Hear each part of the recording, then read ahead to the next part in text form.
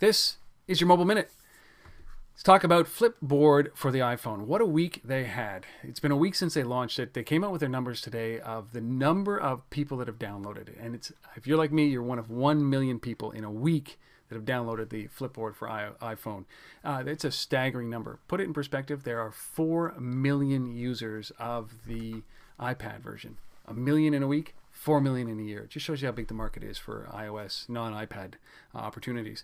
They did a few things right. One of them is obviously they re-engineered it from the ground up. They didn't just take what was on the iPad and try to port it over to the iPhone. They built from the ground up for this experience, which would also lend itself very well to the number of flips, increased number of flips that they've gone through over this period of a week.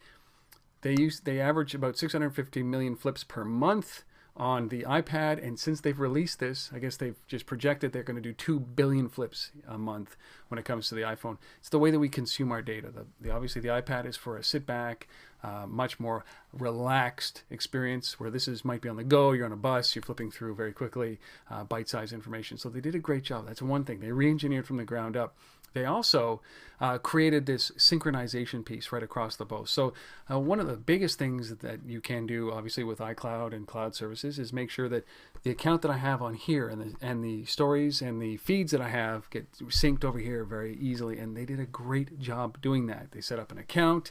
So now everything is synced across. What's read on my RSS feeds, just absolutely smart. They did that right off the bat. I know some apps that don't, and that's where they get into trouble.